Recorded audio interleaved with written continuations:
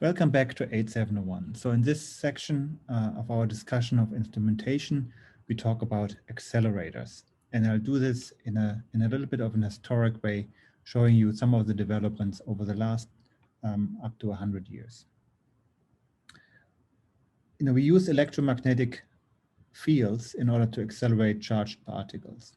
And so the developments in understanding electromagnetism led to then, the technical developments or the technological development of accelerators and the availability of devices which can be used in order to accelerate or modify particles. And so this goes back to Maxwell and Hertz discovering electromagnetic waves towards J.J. Thomson, who was able to use cathode rays and the classical Lorentz force in order to understand electromagnetic fields. If we study particle accelerators, we can see three different historic lines: the direct voltage accelerators, resonant accelerators, and transformer accelerators. And so we go through those three different subjects one by one. The energy limits of our accelerators, they're typically given by the maximum possible voltage available. When you're thinking about accelerators used for colliding beams, it's not just the energy which is a limiting factor, but you also need a sufficient number of particles to be accelerated and brought to collisions, and those particles need to be in some sort of beam which is narrow such that collisions are possible.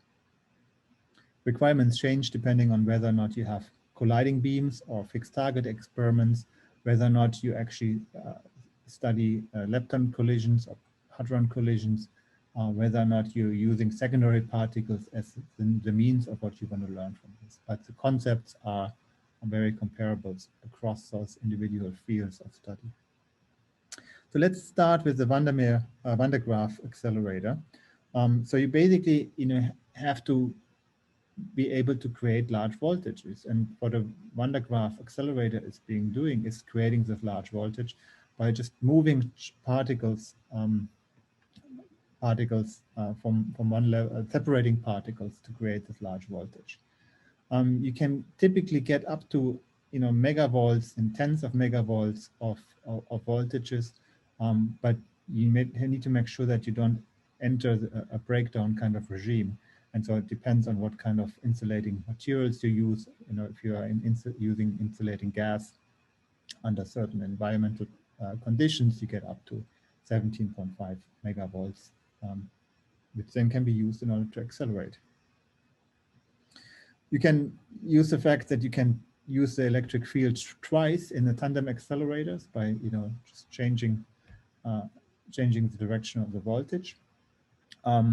Large potential differences have been a field of studies in the 1920s and 30s, and one not so, and it's just noteworthy that this is a dangerous field. So Brahe and Lange, they used potential from lightning in the Swiss Alps, but this was fatal for Lange, who was electrocuted fatally by a lightning strike. So then you need to think about how can you make your large voltages available and how can you make them available for acceleration.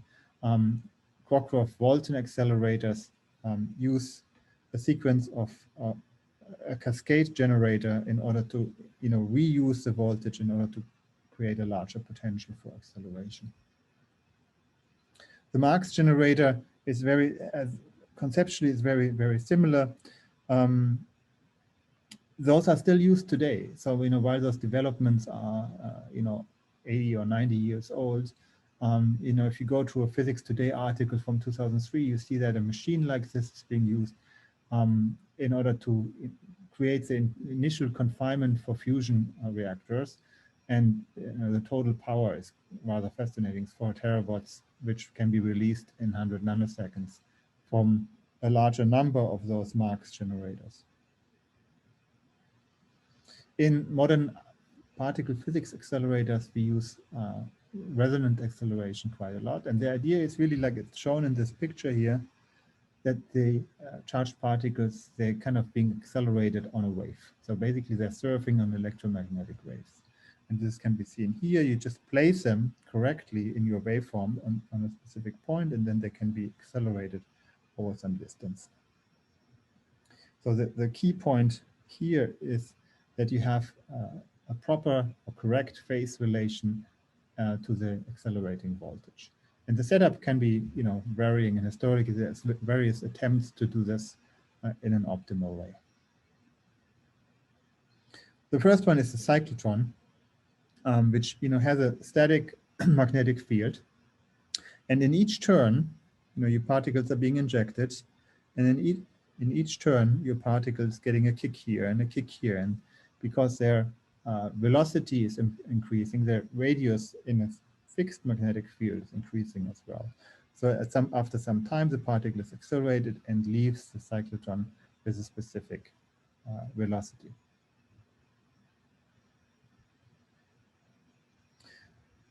Focusing here is important. You don't want to just inject particles and then they spray all over the place.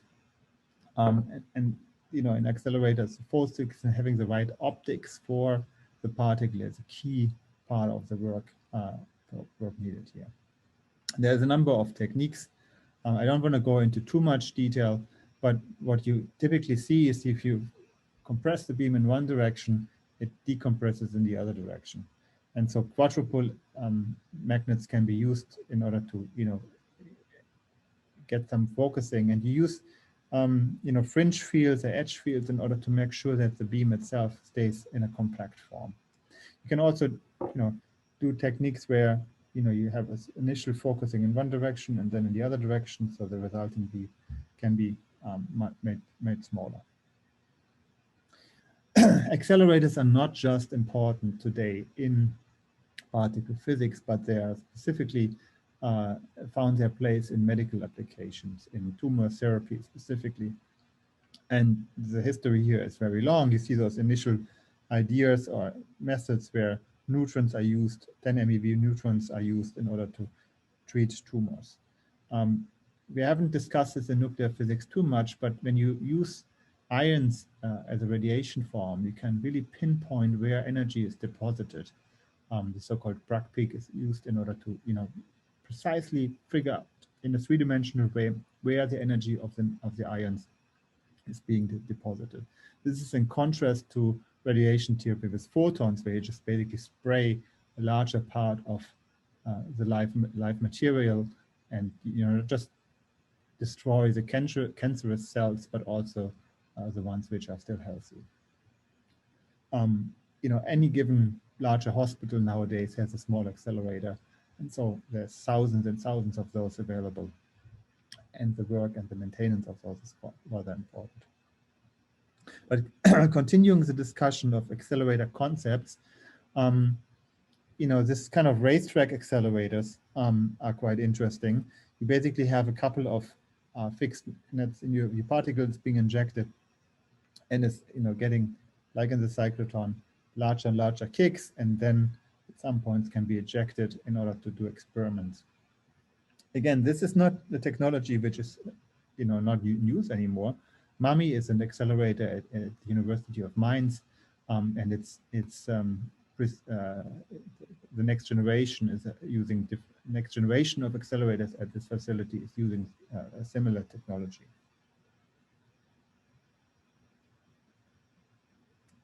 The question is, what kind of conditions you have to fulfill in order to keep the particles in place.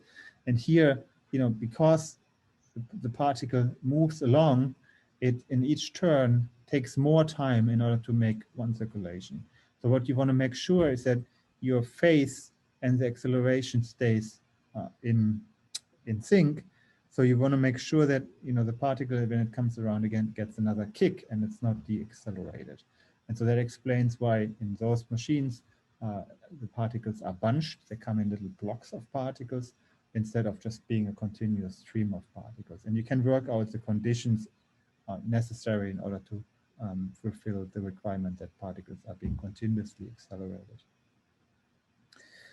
So then there's, over the history, a number of technologies which make try to make use of the fact that when you accelerate, the velocity of the particles increases. And so initially, at a specific time, with one sequence, the particle gets a kick, and then in the next time it's already faster. It travels further. So you can, there's literal linear accelerator structures. You just increase the length of each accelerator structure in order to make sure that you again can give particles the necessary kick. Nowadays we use cavities, and we use superconducting cavities in order to make them energy efficient and in order to have large gradients. The general idea is again that you place your particle in here and you place it such in your face in your varying electromagnetic field that it always gets a kick instead of being on the other side and being deaccelerated.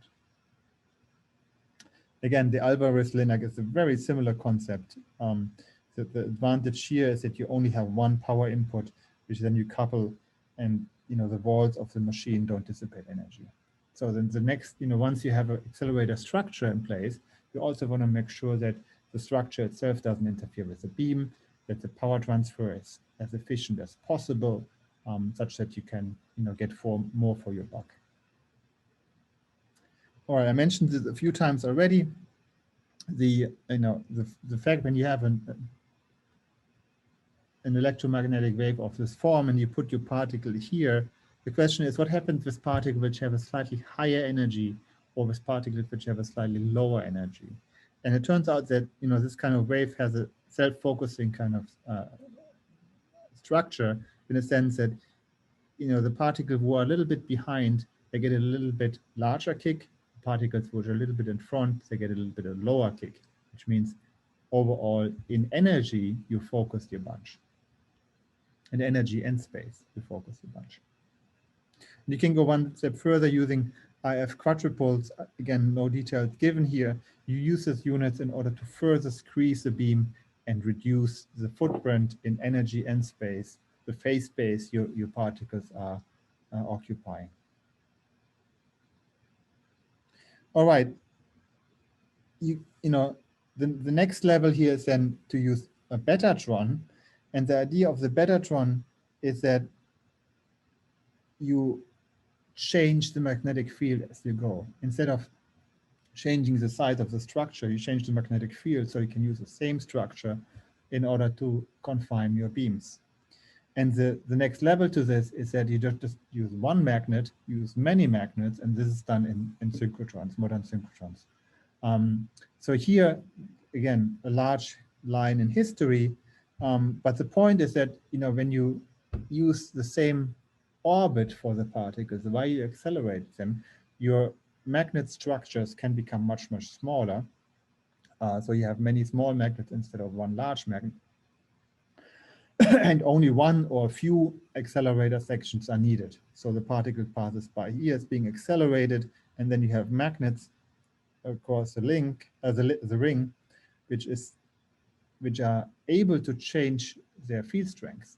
Again, if you have constant field strength, the radius changes, but if you're modifying the field strength accordingly to the speed of the particle, you can keep the particles in the same circular structure. More words on the focusing. Again, if you place the magnet such that there's a gradient in the field between, depending on the position, you can use that fact in order to have particles which are further out being bent more inwards, particles which are further inwards bent more outwards. This is called weak focusing. And you can do this not just once, but twice, by changing the rotation, and then that's called strong focusing. Synchrotrons have limitations. There's two which are rather important. The first one, the radius of the synchrotron is determined by the momentum of the particle and your magnetic field. So at some point you run into technical limitations on the magnetic field strength. Modern superconducting magnets, they get up to in the order of 8-9 Tesla. We are able to produce accelerator grade magnets of up to 14 Tesla using superconducting materials. And so that with a fixed size of your tunnel, of your ring, limits the amount of momentum you can give or energy you can give to your particle. And so for the LHC, we accelerate protons up to 70 eV in one beam, and we use a magnetic field of 8.4 Tesla. So that's really the maximum the machine can actually deliver, and we haven't actually demonstrated that we can get up to this point. Right now, the center of mass, the proton energy is 6.5 TeV. The previous concept and construction had started in Texas in the United States in the so-called SSC tunnel, which was much, much larger, required an 87 kilometer tunnel. The idea was to get protons to energies of 20 TeV with magnets of 6.8 Tesla. Okay, this is one limitation, the size of your tunnel. The second one is when you bend a charged particle with a magnetic field, it radiates, and it radiates proportional, the energy proportional, energy over mass to the force power, which means that you at some point are limited by the power you have to invest in the beam to even just keep it at a specific energy. So this is E over m and to the force power. And this also gives you a clue why we actually accelerate protons in the LHC and not electrons. The electron mass is too low, and this goes to the force power here. The synchrotron radiation of electrons in the LHC tunnel is just the limiting factor. At some point, you don't have enough power anymore in order to give that to the electrons or the particles in order to accelerate them. All right, so as I was saying initially, so you need focusing, you need accelerating, and you need, all kinds of additional components to an accelerator in order to make good colliding beams. And so it's much easier to just dump a beam into a fixed target and study what's coming out. So colliding beams as a source for input into particle physics experiments came a little bit later. First concepts came to fruition in Frascati in the 1960s. And then we had SPEAR, a electron-positron collider at center of mass energy of 4 GeV, which then led to the discovery of the J-psi. And then later we had a 5 GeV electron-positron collider, which was then designed for 8 GeV. This then continued, as you know, to machines like LEP, which had a center of mass energy of up to 210 GeV, and the LHC, the center of mass energy of design of 14 TeV. So the collider elements, what do you need? You need to inject particles, and so you have to have a source of electrons and a source of positrons. Producing positrons is just, technologically in large numbers much more complicated than electrons. Here you can, just in order to get sufficient electrons, you need to actually produce them with kind of an accelerator structure as well. And so then they need to be focused, they need to be cooled down in order to have them as a beam being injected in the structure. So what you need as additional components, you need your IF generators, you need magnets to bend the beam in and out. You need to have magnets in order to bend the beam around. So we need bending magnets, you need focusing magnets to keep the beam in orbit. And then you want to, before you bring them to the collision, you want to further focus the beam such that you have more actual particle collisions available. And then you have interaction points where you will put your particle physics experiment. What's being done here in this facilities is you inject, you accelerate, and then you store the beam to make sure that you can fully exploit the structure. So those rings are called storage rings. You avoid, having a one kind of shot kind of mentality as you have, for example, in linear machine. Sometimes you do this in separate rings, sometimes you do this in the same ring. That depends on the design of the machine. The challenges are if you have particles travel around for hours, that they shouldn't interact with the gas, for example, in your accelerator structure. You require a very, very good vacuum in order to not lose the beam as you have it stored. The fields of your accelerator structures need to be very stable, and that stable, they have to be stable for many, many hours. That, for example, there's some requirements on your electric grid, for example, such that you have the stability in voltages which don't end up changing the actual field strength of your magnet as you go along. Yeah. So again, I already mentioned this, the further development of those machines. In the 80s at CERN, stochastic cooling was used for the first time in an anti-proton proton machine. And that machine led to the discovery of the W and the Z bosons and first really deeply study of the weak interactions at the scale of the weak interaction. At the Tevatron close to Chicago, protons and antiprotons were brought to collision at the Fermilab, at the Fermi National Accelerator Laboratory. And then LAB started in the late 1980s in the same tunnel as we find today, the LHC. At DAISY in Hamburg, HERA was used to collide electrons with protons, and those results then led to an understanding of the structure of the proton. So you see that the reason why I show you this history here is that the progress we did in particle physics at the energy frontier, at each of the energy frontiers, was very much tied to the progress in accelerator structures. And rightfully so, Simon van der Meer received the Nobel Prize in physics as an accelerator physicist for the discovery of the W and Z boson.